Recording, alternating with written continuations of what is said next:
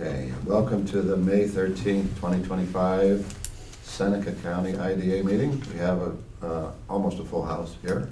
We'll start by approval of minutes. We have two sets of minutes to approve. We'll start with the minutes of March 17th. Is there a motion to approve the minutes of March 17th? So moved. Ernie? Second. Ben, are there any comments, any discussion? All in favor? Aye. Any opposed? Thank you, those are approved. Next, minutes of April 8th. April 8th meeting was called to address the rail issue, was it not? Final approval for the rail. So, is there a motion to accept the minutes from So April moved. 8th? Ernie, thank you. Second. Ben, all in favor? Aye. Any opposed? Those are approved, thank you. Next, financial statements, Ben. Just briefly,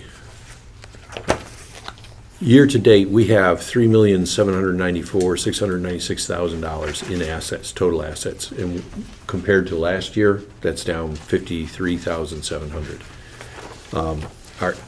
Our annual support from Seneca County came in last month, which was increased from $50,000 to $65,000. I think, Bruce, you had something to do with that, and thank you very much. It came in, so it boosted our income and operating cash to $49,000 for last month. Notes receivable are down $1.4 thousand because we've received lots of payments. And there's a variety of accounting adjustments pertaining to our new location to more accurately reflect our current status. They're paper transactions for GASB 68 calculations. They don't really affect anything, it's just how we are presenting the data. So that's basically it. We're on track. We're not on track with the budget, if you look at those numbers, but that's because there just hasn't been much activity.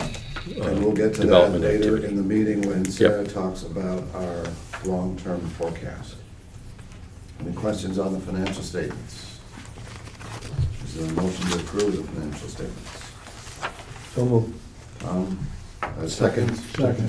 Second, Ernie, all in favor? Aye. Any opposed? Thank you, Ben. Next, we have two items related to Gould's pumps. This is a subject that we've talked a little bit about. Sarah, but why don't you give us some background on Gould and for everyone that has not been following it line by line. Of course. So just to kind of refresh everybody's memory, we received an application from ITT Gould to do some upgrades at their Seneca Falls location. The investment from the company is significant, upwards of $70 million, but the amount that they're coming to us for a benefit on is much smaller because a lot of their equipment is already tax exempt. So they've approached us for a sales tax exemption. This board already passed the inducement resolution for that project. The sales tax exemption is valued at $496,000. That would be over a 5-year period. The company is planning to retain 629 and a half full-time equivalent employees and add another 45 over that time. We did hold a public hearing for this project. We did not receive any comments in person or in writing regarding this project. The two things we have for you all for consideration today. The first is the SEQRA for this, just so we can get this approved. So the company submitted to us the short form, which is part 1, which you all have, and what I'll be going through sort of line by line is part 2, and then what the proposed response is to part 3, and that will need board approval. The second thing that'll be up for consideration once we get past that is final approval of a sales tax exemption for this project. And what was the state of New York's involvement in this? The state has awarded the company with Excelsior Jobs tax credits And I can't recall if they received any other capital grants for this or not. So this was But this does have state involvement. And it's part of a bigger ITT, so not just the, industrial process, which is Gould's pumps, but it also has some of their other brands or whatever you want to call it in New York State that are also getting some expansion. So they have locations in Syracuse and in Orchard Park that are also seeing investment from the company and from the state. So this is a renewed commitment by Gould and by the state to this facility in Seneca Falls. Yes. Okay, that's good, I think, right? Certainly not a bad thing. Good, good. Are we the lead agency for the whole project, even, you say Orchard Park? And No, They have their no, own? that's all separate from us. This is just basically a review of this project, and we wouldn't have had to do SEQRA at all, but their facility is so big, square footage wise, that it sort of prompted us to have to go through a SEQRA review instead of determining it a type 2 action, which wouldn't have required any of this. So, I'm not gonna read through part 1, but everybody has it in front of you. That was the company's responses. We'll start with part 2. All right, so I'm gonna read each question and then what the proposed responses are. Feel free to ask questions, or if anybody has something they disagree with for some reason, please speak up. Question 1, will the proposed action create a material conflict with an adopted land use plan or zoning regulations? Staff is recommending no or small impact may occur. 2, will the proposed action result in a change in the use or intensity of use of land? Again, recommended no or small impact. 3, will the proposed action impair the character or quality of the existing community? No or small impact may occur. 4, will the proposed action have an impact on the environmental characteristics that cause the establishment of a critical environmental area? No or small impact may occur. 5, will the proposed action result in an adverse change in the existing level of traffic or affect existing infrastructure for mass transit, biking, or walkway? No or small impact may occur. 6, will the proposed action cause an increase in the use of energy and it fails to incorporate reasonably available energy conservation or renewable energy opportunities? No or small impact may occur. 7, will the proposed action impact existing A, public-private water supplies? Again, staff is recommending no or small impact. B, public-private wastewater treatment utilities? Again, recommending B, no or small impact may occur. 8, will the proposed action impair the character or quality of important historic, archaeological, architectural, or aesthetic resources? No or small impact may occur. 9, will the proposed action result in an adverse change to natural resources, e.g. wetlands, water bodies, groundwater, air quality, flora, and fauna? No or small impact may occur. 10, will the proposed action result in an increase in the potential for erosion, flooding, or drainage problems? No or small impact may occur. 11, will the proposed action create a hazard to environmental resources or human health? No or small impact may occur. So those are the recommendations on part 2. Are there any questions or comments about that part before we move on to part 3? Just for clarification, all we're talking about is upgrade of equipment, right? Yes. There's no footprint expansion or No, addition. which is why everything was recommended as being, no. And also why we're looking at a short form instead of a long Yeah. form. All right, so that brings us then to part 3, which is the determination of significance. Because of the responses to part 2, the recommended response to part 3 is that this board is determined based on the information and analysis above and any supporting documentation that the proposed action will not result in any significant adverse environmental impacts.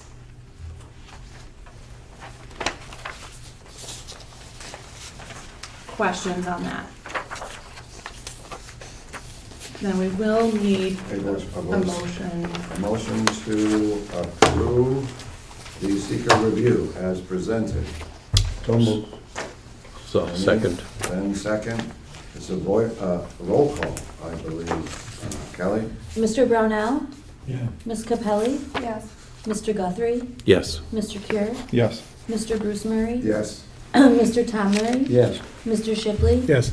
Mr. Lot, Yes. Ms. Weiss, absent, motion carried. Okay, next. So the next item is the final resolution for this project. So this would be the final approval.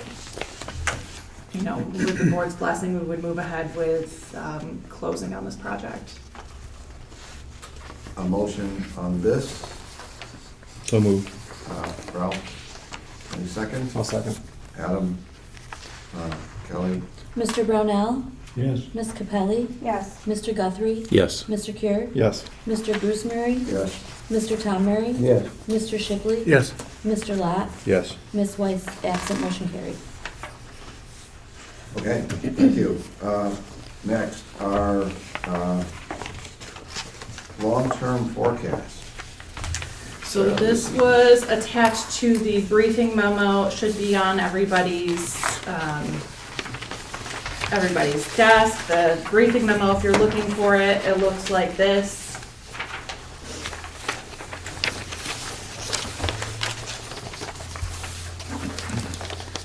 Okay, so long-term forecast is the first page in.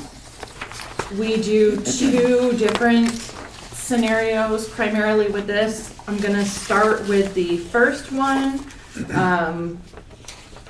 which I guess I would classify as, you know, based on current factors, this is sort of realistically where we think we might end up for the year. The other one that we'll go over is sort of worst case based on only the revenues that we sort of contractually know about. Okay, so this is a little bit different than usual. We have two columns to start. We usually only have one budget column, which is the first that you see, budget 2025. That is based on the budget that this board approved back in October. Things have changed since then. We've had some projects not come through. And so we kind of took another look and, you know, how could we rethink, you know, where projects are right now, but also how can we rethink our spending for the year and where are we realistically likely to fall on spending. And so that's what the second column is, modified actual budget. That's the one that I'm really going to start with looking at with you all. Can you say a little bit about each of the line items that have changed between the original and the Yes. current? And just mention so everyone knows what was there to start with and what we know now. So most of the change comes on the revenue side. And expected agency fees, so you actually see the budget the board approved for 2025 had our expected agency fees at 24,000. That was basically an annual payment we get from SEQRA, and assuming that the Finger Lakes Rail project went through, 4,000 was our historic agency fee from there. That number has actually gone up in the modified budget because we actually negotiated a higher agency fee with Finger Lakes Rail. We have the actual payment from SEQRA. We also factored in the ITT Gould's project into that expected number. So that's why you see the increase from the first to the second. Yeah. Scepter is, remind me, SEQRA has a pilot there over right next to our industrial park in Seneca Falls. They do aluminum recycling oh, they're that processing. recycling, okay. I'd forgotten that was their name. So they had a pilot that's through, I think, about 20, actually you can see it here, their pilot, the last year is 2029, and then it drops off. So you see that cliff there. So that's the difference primarily in expected agency fees. Estimated agency fees is something that we've just started recently doing. That you see significant change, and it actually is trending downward. We were originally expecting this year to be very strong project-wise, but one hospitality project that we expected to come through is not going to move forward. So that was a significant change. Our original projections on manufacturing were actually for the ITT Gould's project. That project for the IDA was significantly smaller because they didn't need as big of a sales tax exemption, so we had overestimated that. Renewable energy, we actually see a bit of an uptrend, but that's primarily because there's a project that I think we had moved around the timing on, that expects to come to this board with an application, and their goal would be to close on an incentive package before the end of this year. Whereas previously we had thought maybe that would still be, a year or so out from now. So that's primarily the difference in the trend in estimated agency fees. Rental income, you'll see, is zero. We have started listing our office spaces being available, and we're going to try to do more to promote that. But as of right now, we're not budgeting any kind of revenue from that for this year. County support, that increased, obviously, so thank you to the Board of Supervisors for their support on that. Historically, we had received $54,000, but they did increase us to $65,000 this year. And then other operating revenues, there is a slight decrease there. That's primarily interest income on a CD that we have, or 2 CDs, I should say. Interest rates are lower than, what they were, so that's primarily the driving force there. So that brings us down, based on this modified budget, we estimate our total operating revenue for this year to be about $578,000. Operating expenditures, you actually won't see much change here. There are a few things that are a little bit less. That's primarily because we have things in our budget every year, sort of contingencies. So we put in services like appraisals and some marketing and some engineering and those types of things, which we don't necessarily see a pressing need for this year. So we, in the modified budget, went with the assumption that we won't actually be using those services. So that's where you really see the difference in total operating expenditure, down about $45,000 for the year. Based on this modified budget, we would expect our cash at the end of the year to actually increase about just under $75,000, bringing the IDA to total cash on hand of $2.248 million. Trending this out, so we account for year over year 3% increases. We would still be cash flow positive by 2030 at about $476,000. It does get tricky to predict projects in the out years. We have shown some of that, but obviously those revenues right now are small, because it's really like throwing darts blind, trying to figure out, 5 years down the road what projects we might be closing on. So that is what our sort of realistic forecast is. So in March, we heard from the soybean drying proposal. Is that in this forecast? It's not revenue generating for us. That's right, okay, yeah. Which is something that we're looking at going forward. So right now, we don't have any kind of policy or fee structure if we do pass-through grants for entities. But I think that is something that we should consider, because that does involve a fair amount of administration on our end, if we get a grant award. So looking at some sort of, where we get some small administrative fee to do that as a service for people. This does not include the Lodi project either? This does.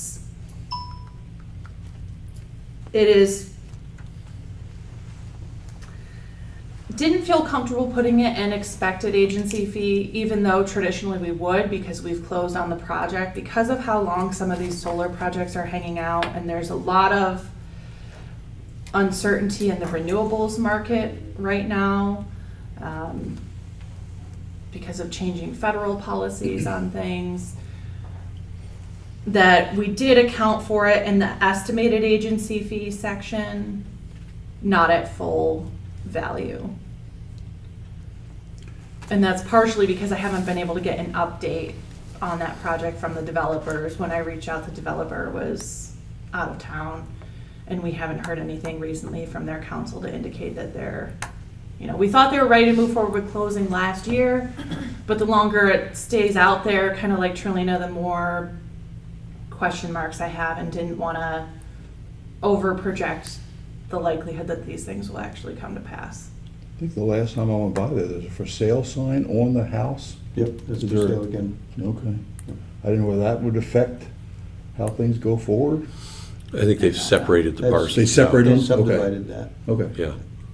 They're pretty committed to putting that solar farm in there. Okay. And it's very possible it will still happen, but we did not include the agency fee from that as expected revenue. It came in at estimated, and we only took a portion of it. So that also led to some of the increase that you see in the particular renewable energy line for the modified budget. Yeah, Jeff? Sarah, I'm sorry if I missed it, but the difference between the budget and then the modified budget for the first agency fee column, Yep. was there a project that we were planning that did not come to fruition? Or, I mean, that's a sizable change, right? The big decrease? Yeah, Yes. okay. Yeah, there was a project that we had expected, I was expecting an application early this year, and got word that the project is indefinitely on hold, Okay. but I would say that it's not gonna happen. It's pretty much dead. It's just a jolt seeing like that. Yeah, to the basically, next- the project had even received a state grant that they have to turn down.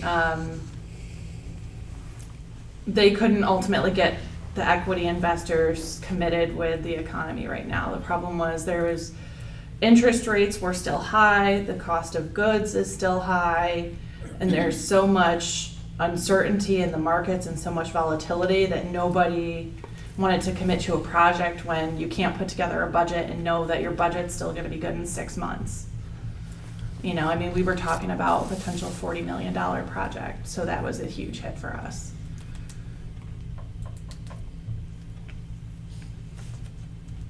So there's a couple of new businesses, I'll call them, in Seneca Falls, out on Auburn Road. There's a person there, there's wood.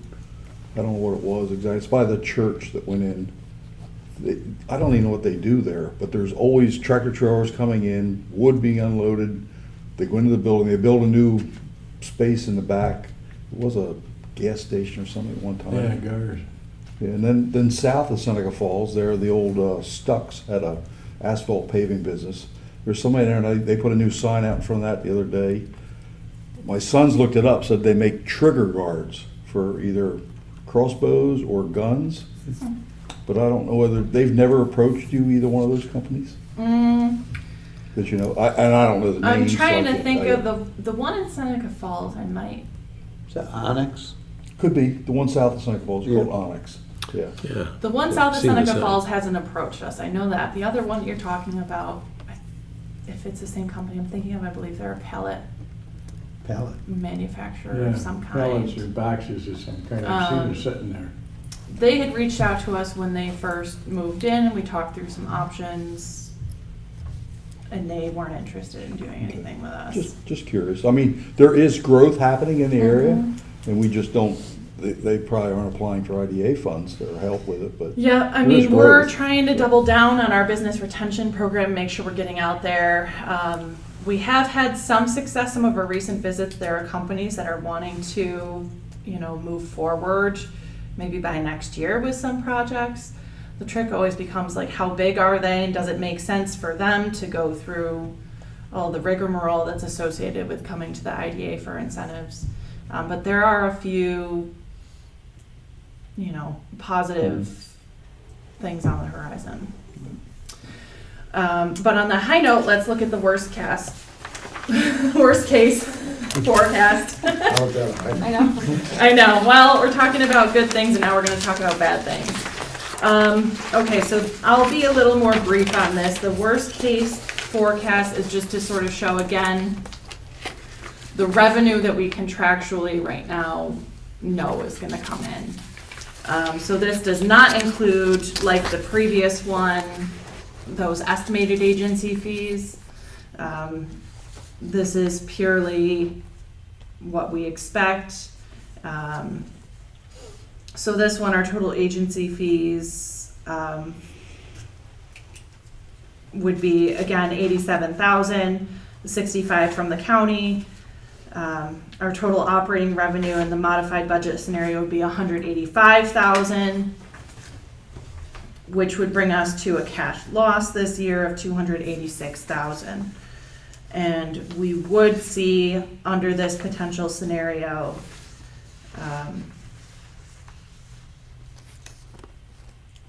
just about negative by the time we hit 2031, basically. This is absolute worst case, not actually likely to happen, but just to give the board an idea of what our cash runway looks like. We got about 5 years. And that's using the 3% escalator again? Yes. And the 3% escalator, just to be clear, is based off of what our actual budget was that was passed, not based on the modified budget numbers. Because I'm not going to assume that next year that we might not have to spend on a line item that we've always budgeted for that we just, in some years don't use, kind of thing. So just to give everybody an idea, we've got about a 5-year runway here. That's it, I think, for the forecast, unless there are other questions. We're going to come back to this topic when Sarah goes through her report, because in that report, we have a kind of estimate of what's in the pipeline. I look at these numbers and say, well, I guess, I haven't been in the organization long enough. There are people who have said it's really hard to predict, and in the past, we've had this level of lack of visibility. In the past, things have come through, and they always do. It's a kind of hope, and I'm not comfortable with that, really. I'm really not comfortable with that. So we'll get back to this topic when Sarah talks about what her activities are. Thank you. Next is the chamber. Jeff. All right. Yes, so let me start with what I call massive positive budget news from the state budget, and that is the unemployment insurance debt. Governor Hochul announced early in the week last week that the state was going to pay completely down the debt incurred from the federal government for unemployment insurance debt borrowing that they did.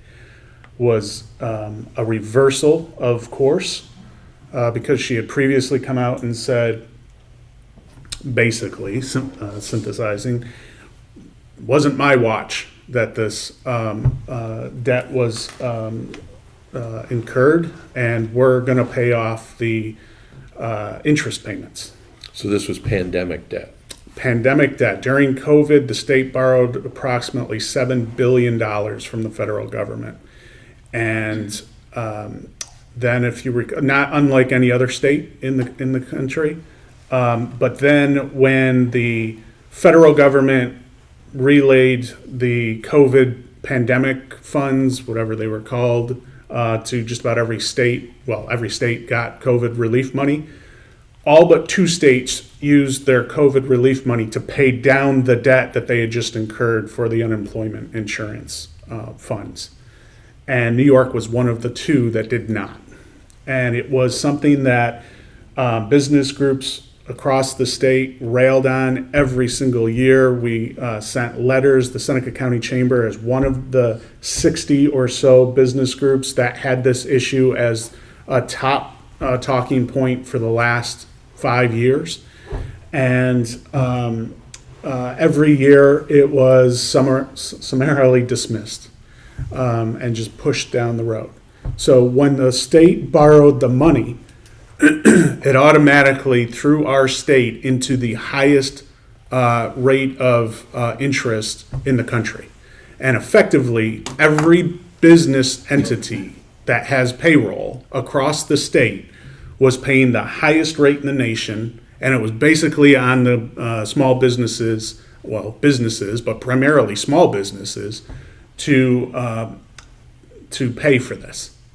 And we thought that was wrong. The State Business Association thought that was wrong. This was the top priority from an advocacy education standpoint for the last 5 years. And this year, very, very happy to say that this ends. This ends after this year. So How much debt are they paying down? approximately $6.5 billion.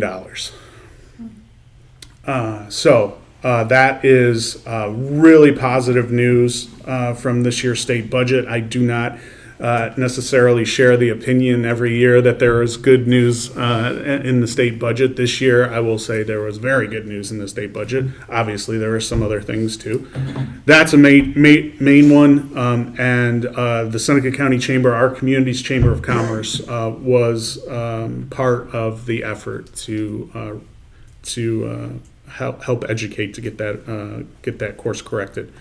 A couple other things: legislative luncheon, which is something that the Chamber annually hosts. It's all three of the state legislators for Seneca County, Phil Palmisano, Jeff Gallahan, and Tom O'Mara will be in attendance. That's June 3rd at Del Lago.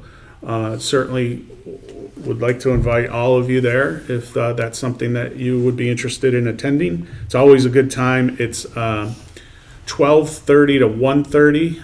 And we have a half hour before that for like a meet and greet with some of our enhanced investors. But certainly if anybody from here would be interested in attending that half hour, you're more than welcome to. One last thing that I want to report, and that's our June business after hours. So every month the Chamber hosts a networking session. We rotate it around through our various investors. This coming month in June, I should say, will be at the Finger Lakes Regional Airport. And that is June 18th. Business after hours at the Finger Lakes Regional Airport goes from 5 to 7 o'clock. I would formally like to invite all of you. I hope many of you, if not all of you, will come to that. It's no charge, but it's I think going to be a really great way to see the level of development, investment that has been made at the Finger Lakes Regional Airport. Obviously, that resource has tremendous implications for economic development in our county, and really hope that we can do all we can to support that initiative and identify ways to grow. Are they going to extend the runway? Well, you're probably going to get an earful on June 3rd or June 18th if you come. I mean, that is the plan, right? It has to. There's got to be a process to have that happen, and that process includes having that be in the master plan that gets adopted by the FAA, and so the county is on that path. So there's a lot of approvals that have to A go. lot of approvals that happen, and we're talking a couple hundred feet, but that makes all the difference in the world to land jets in the county. So June 18th, Finger Lakes Regional Airport, and Ralph has been very supportive of this and has generously offered to have like a transport to take us to the other businesses that have sprouted up, including a very successful helicopter maintenance operation that's at the Finger Lakes Regional Airport that drives a lot of business for our community. So things like that, Ralph's going to provide some transport so we can shuttle people around to all of the entities that exist in that ecosystem. So really, really exciting. Hope all of you will add it to your calendar, June 18th. If they're doing helicopter rides, it was $50. I'll tell you, it's worth it. It's only about 10 minutes, but it's a thrill. I don't know if they're doing helicopter rides, but you'll be able to go see the operation for sure. Questions for Jeff? So I see your building is down. Building is down. The building was condemned about a month ago, unfortunately, just unusable to be able to do anything with it, move forward with the level of investment and opportunity that we wanted to see there. So, yes, so the building was raised a couple weeks ago, maybe now, definitely makes a difference It in does. opening up that corner. So I think people are starting to see a little bit more of the vision now and what that corner can mean and what that opportunity is. So do you have plans? Working For on reconstruction. plans right now. Okay. Yeah, working on plans right now. Okay, thanks, Jeff. You're welcome. Ernie, anything for us to know about the county's Board of Supervisors?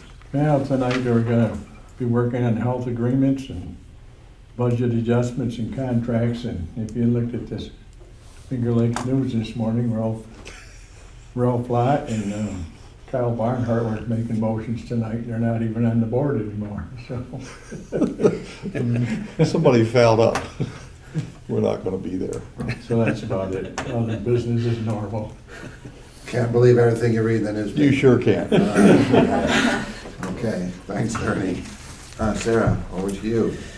All right, so I know this is a little bit after the first quarter, so we'll consider this sort of our first quarter year to date so far report.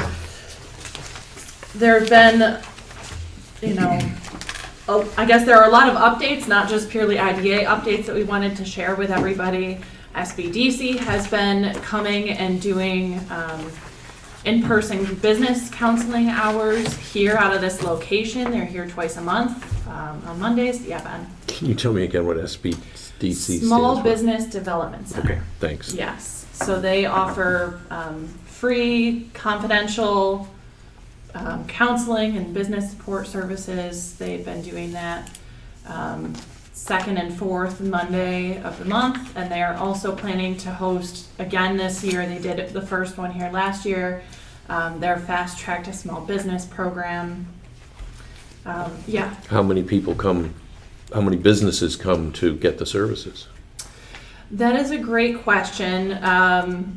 They're still ramping up. I don't have the exact numbers, but so far from the last advisor, I sit on their advisory committee. The last committee meeting we had, their clients served in Seneca County were,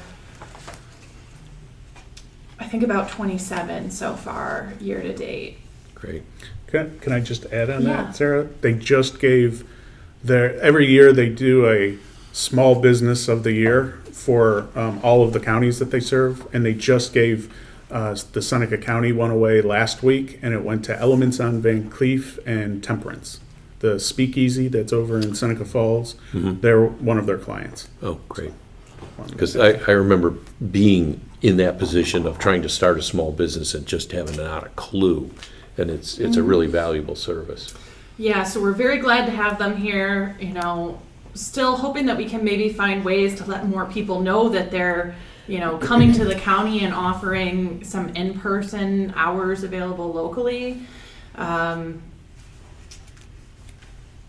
Their Fast Track to Business program will be hybrid, so they'll do that in person, but they're also offering virtual call-in options for folks now too, to sort of expand their outreach. So that's been very positive, and we're happy to have them here. Bruce has been particularly instrumental in working with folks down in the village of Ovid. So as all of you know, the village had a devastating fire in January of this year. And sort of since that time, the staff and Bruce have been trying to coordinate with folks and just make sure that, they're in touch with the people they need to be in touch with for things and trying to help move forward. The county has applied for a few grants for the benefit of the village of Ovid. One was for some infrastructure improvements for a water project down there, and then the other was for a planning grant. So we did provide letters of support for those. We'll have to wait and see if the county's grant applications are successful, but there are things happening. And then cleanup has also been completed of the construction or the debris from the fire. Is there anything else you want to add about the Ovid? Yeah, sure. So the town of Ovid is also in the process of creating its own local development corporation, which is similar to what the county is doing on a countywide basis. There are folks down in that part of the county that, I guess, are either full-time, year-round residents or part-time seasonal residents who think there's an opportunity for Ovid to kind of use this as a way to revitalize that community.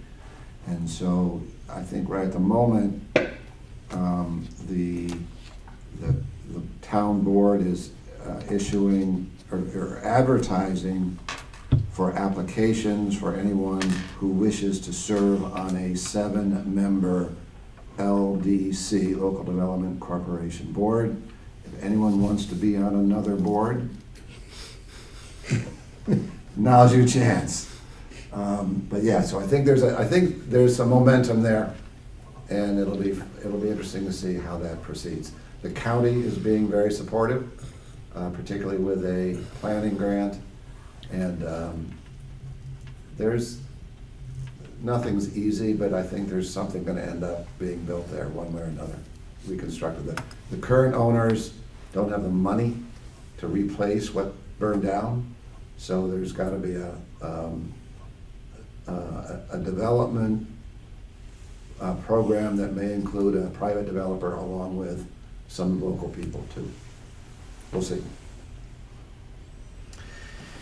So that's the update on Ovid. A couple other sort of updates on related groups. So the County Board of Supervisors has tasked the County Planning Department with putting together a housing strategy, and so there is a housing strategy work group that I've been invited to be a part of. Jeff is part of as well. There's supervisors and all kinds of folks on that, and we've actually got our second meeting coming up in June. Basically, this is the next steps from the housing needs assessment that the county had done back in 2023. So trying to actually put forth recommendations for how do you address those needs that were identified in the local housing market. Seneca County Local Development Corporation, so the new LDC that was created by the supervisors, that is officially formed. That entity exists. They've had, I think, 3 meetings now. I actually serve as an ex officio member of that board, so non-voting. Basically, there is an advisor. There are 7 voting members on that board. The county manager and the chair of the county's economic development committee also serve as ex officio members on that. So that group, as of right now, has been tasked with overseeing updates to the countywide strategic economic development plan. They are in the process of putting together an RFP to find a consultant to help them with that process. And they'll certainly be working with us and the county and other partners on those updates. So just kind of wanted to give everybody a sense of what was going on there. Other updates, so we have been working with GRE, and we're still trying to find the sweet spot, I guess I would say, in terms of that partnership and how do we really take advantage of all of the different project leads that they have and make sure that we're responding as often as we can when companies need sites for expansions. So I have a question. Yeah. What is our biggest deterrent when people come here looking for us? And you say we have 13 sites, but only 5 of them were considered. Is it just lack of infrastructure and the shovel ready?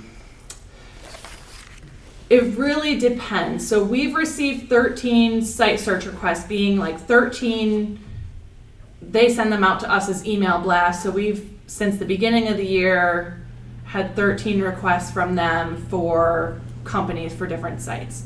A big one that I will say that we typically cannot respond to is when companies need existing locations. They're like, I'm looking for an existing building that's this big and we need this many loading docks and that sort of thing. There's not a lot of that available around. It is also possible that we don't necessarily have the knowledge at all times of what's available if there are some things coming on and off the market. But generally, we don't have existing buildings of any real scale to be able to accommodate those requests. Another big one is, GRE as a whole focuses very much on the strategic industries and priorities as set by like the Regional Economic Development Council.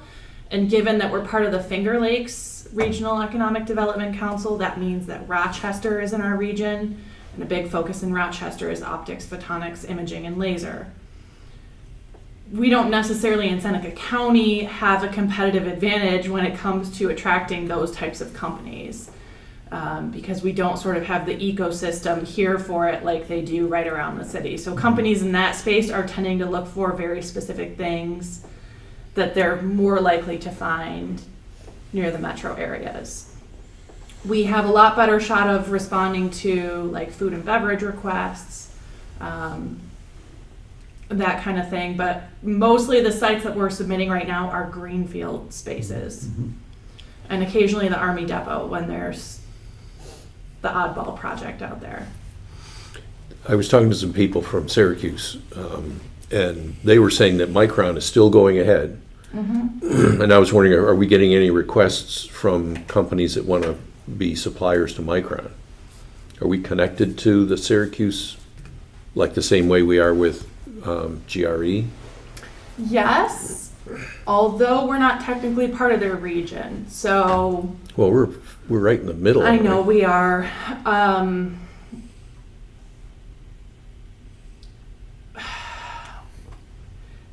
We're in the middle, but we're kind of in that tricky position because really they would assist us with certain things, but most of the development as we see it right now for Micron is really Onondaga and Oswego counties. That's where they're going to see the immediate growth. We've not seen any requests come in specifically. We are seeing some semiconductor in general, some leads. Those are all coming to us through GRE. We don't get project leads through like Center State CEO because we're not technically part of their region.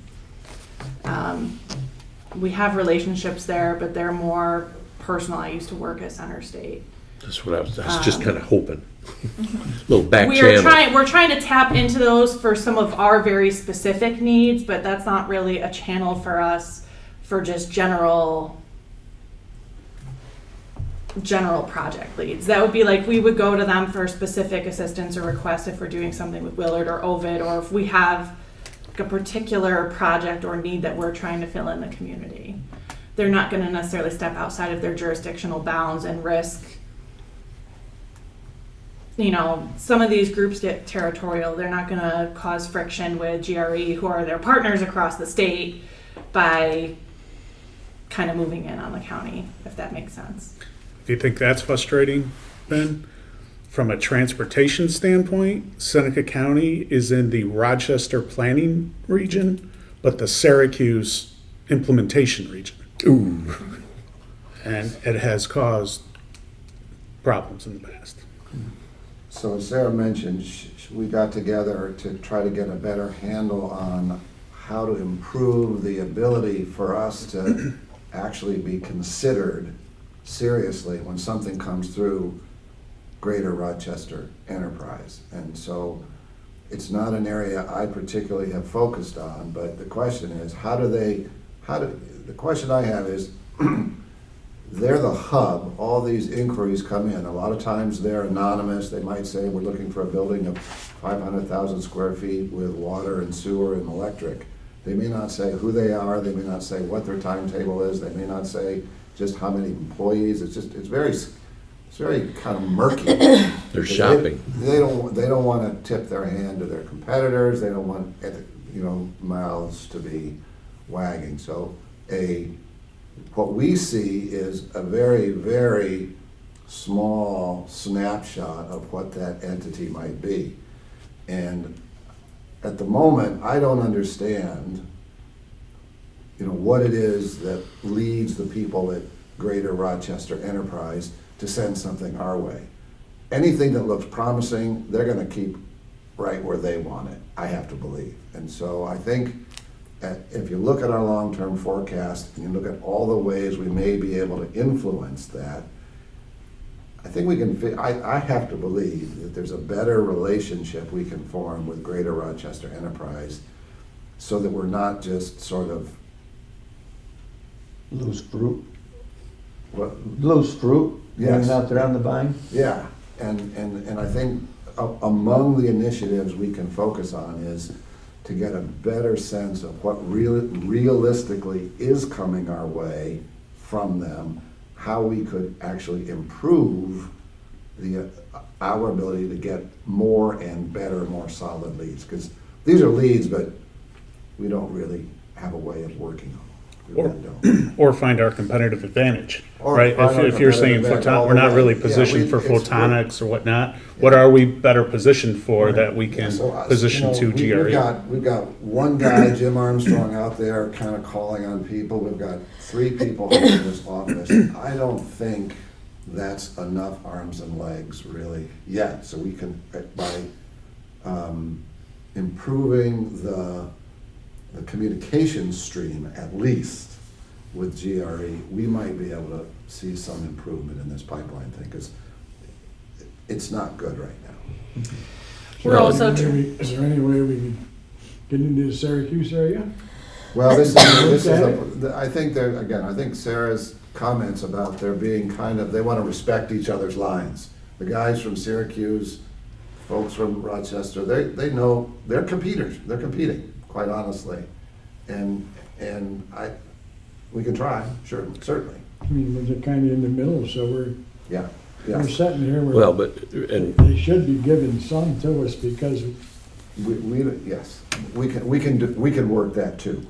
that would probably be something wise to do. Those are conversations we need to have. Sarah, part of our investment with GRE, do they produce like a regular report, annual report based on what they've done over the past year? I guess where I'm going with this is there a way we can see, okay, in the GRE area, to Bruce's point, I completely agree with you, Bruce. Whatever good, big project comes their way, they're going to try and keep that in Monroe County. I would think But so. do they have? Is there evidence that they've supported Wyoming County, or is there another outlying counties similar to Seneca that they've shown evidence of helping a project land in one of those counties? And maybe we could learn from that if we saw, what successes other counties have had in GRE. they have definitely announced projects in many of the other counties. We have not had a GRE project win since I've been here. Yeah, I And can't. I don't know about before my time if we had a project that was like generated by them. They have supported things that we've done, they have provided some support to like Earl Martin's projects at the depot. They're not a funder or an investor. They're really like their fees are generated membership based, but the service they provide to companies to help them find sites or to connect them with people with the universities or the state or whoever it is, they're sort of like a free resource to these companies and a networker. it's almost like a real estate broker. Is there a Kind co- of. Is there a cost to belonging to this? For us, yes, we pay $5,500 a year. And we're getting nothing for it? Well, not nothing, Ernie. I don't think it's nothing yet, but it could be a lot better. Yeah, Could be pretty a lot- close though, isn't it? Well, I mean, to your point though, Bruce, is that something we could bring somebody in and have a conversation with us to say, how can we make this relationship better? yes, Yeah. yes, definitely. One thing I will say is they have a website database that they use that we're part of that is a platform basically to advertise available sites in each county, and it has information in there on utilities and things. Right now, aside from sort of improving the relationship, the other piece that we're looking at is how do we improve our knowledge of what is out there or potentially available, even for things that maybe aren't actively listed, but that people would be willing to make deals on in terms of their properties, and trying to get better data on, what infrastructure and things are available at those sites so we can help qualify and submit for more projects as well. Because I also think to some extent it's a volume issue. You know, we're not likely to, I mean, they have at any given time 70 or 80 active projects that they're tracking. We've submitted sites so far this year for 5. You know, and not everything that they're tracking is going to end up being a win in general for the region. So I think part of it, again, is a volume thing. We really need to figure out how do we, you know, be putting our sites out more often. You know, maybe we could use, the two I can think of now is Sessler, who decided to stay here, and Bonadent, both very successful local businesses who could say, you know, we could do a brochure or something citing them where they're giving us the acclamation, say, you know, we got the local workforce, we've got the infrastructure, we've got the small town feel that fits our people, something like that. And what I wanted to say too is the approach that you guys are talking about, housing. If we have, you know, if we have the asset of good housing for workers, that would be really big infrastructure for us. Yes. It's always- Affordable It's housing. always the chicken and the egg, right, Ben? It is, it is. Do we have the workforce? Okay, more on that to follow along with the forecast. So that's the GRE piece. We are still very active when it comes to Willard redevelopment efforts. We're still sort of spearheading the Willard Task Force and facilitating those meetings every month. We have been doing outreach to potential developers, people that have either responded before with some vague interest, and actually a lot of just new people. We're constantly, every time we have a meeting, we're more or less coming out of there with one new contact to go and reach out to. So we're kind of expanding our network that way, and hoping that once, you know, there finally is some sort of path to getting title to the site from the state, be able to really actively go out and market that is available. So that's ongoing. We've done, you know, 7 of those interviews so far this year. In terms of our regular business retention and expansion program, we've done 35 visits. You know, Willard is accounting for approximately 1/5 of that. And we're tracking right now 30 IDA originated projects, meaning non-GRE leads. And we've got a project pipeline on the next page of this report that shows a little bit of the background. Other than that, and I'll go through that snapshot in just a second, we've done 6 public hearings this year, 5 for the Finger Lakes Rail project, as we know, 1 for ITT Gould's. We got that application from ITT Gould's and have now done approvals for both projects. We did submit the $1.77 million grant application for the Mayberry soybean roasting project. Are still waiting to hear back on that at this point. And then we're also under contract with the state on the grant for Earl's rail upgrades down at the depot. Just to kind of briefly go through what our project pipeline snapshot looks like. So there is some alignment, obviously, between this and the numbers that you saw in our forecast. The one project that is showing as application received on here was the ITT Gould's one. We kept that in this picture for you all just because obviously we had not done final approval of that project until just today. Other than that, we have 14 IDA generated leads. 7 of those were inbound, meaning companies coming to us or being referred to us by somebody. The other half were outbound, meaning through our business retention and expansion program. 5 projects right now currently that are on hold. This does not include the hospitality project that I was referring to that was put indefinitely on hold. I'm considering that for our purposes dead. So this is 5 separate projects that are on hold, 2 in ag, food, bev production, 1 manufacturing, 1 renewable energy, and 1 service. We've got in total 5 weak prospects, so that's getting a little bit stronger than leads.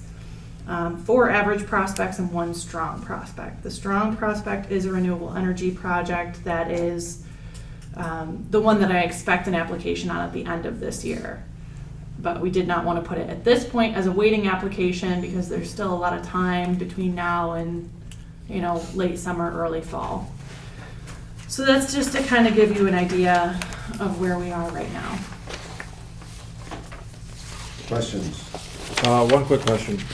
In the second from the bottom bullet, you said you have staff's tracking 30 IDA originated projects. Yep. But then on this leads, it only shows 14 IDA So projects that's that you're tracking. the total of leads on hold week, average, strong. All of those add up to 30 across the board. Okay. So leads for us are like our weakest.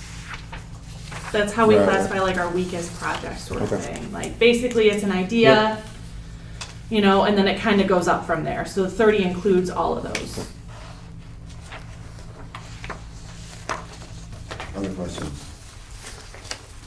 Okay, thank you, Sarah. Other business? No other business? No reason for an executive session? Does anyone have any other comments? I will take a motion to adjourn the IDA meeting. So moved. Is there a second? All in favor? Aye. Any opposed? We're adjourned. Now, everyone has to stay for this next too. Not everybody. Who You stayed? and Ralph and Ralph Jeff. Jeff, Ralph, and I, okay. The rest of you are free to go. Everybody else is free. Thank you.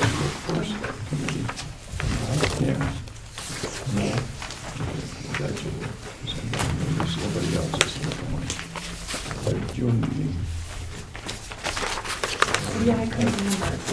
You're not on the housing task force, are you? No. Okay. I didn't think so.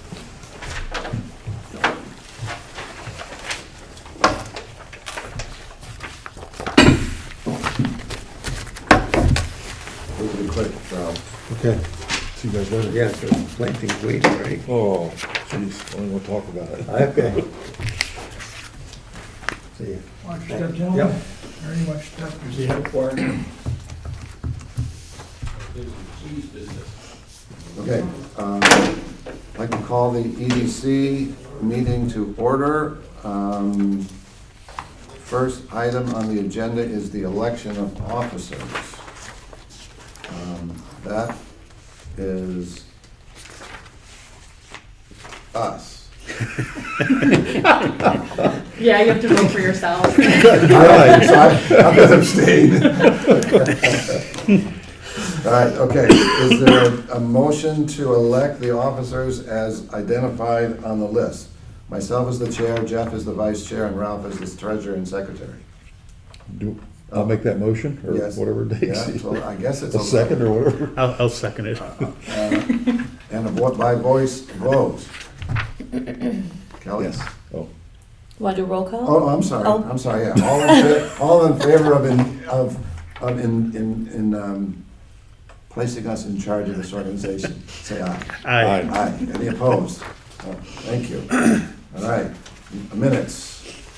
We had a very short meeting, some of you may remember. Anyone make a motion to approve the minutes? I'll make that motion. I'll second it. Great, all in favor? Aye. Aye.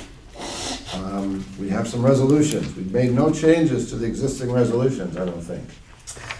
No, these are resolutions we do annually. The only change that you'll see from year to year is actually on the first resolution, the designation of banking institutions. We did remove Generations Bank for the same reasons that we had removed it from, well, actually, I guess we didn't remove it from the IDA, but we will going forward, because with the credit union, public authorities aren't supposed to do business with credit unions, so figured it's just better to have consistency across all three. But there's been no other change in that one. Check signatures, again, it's all the same song and dance as before. Officers, CEO, CFO,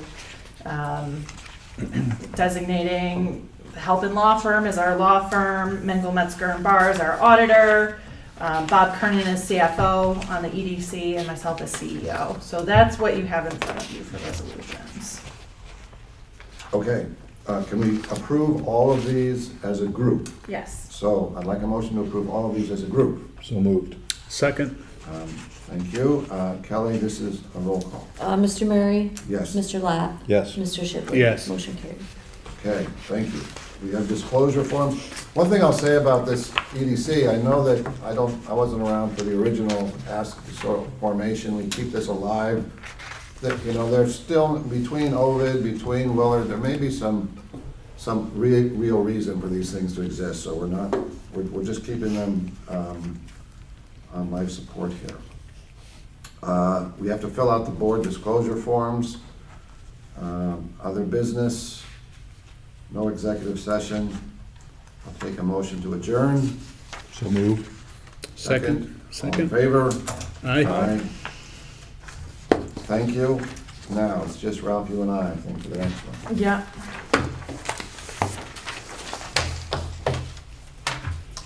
I'd like to call the meeting on the Seneca County Funding Corp to order. We will begin by electing officers. A motion to, do we need a motion to vote or simply a voice vote on the officers? Yeah, just the Well- voice. Yeah. Need a motion and a second and then a voice vote. Okay, So I'll move the three names that are listed there. I will second them. And all in favor? Aye. Any opposed?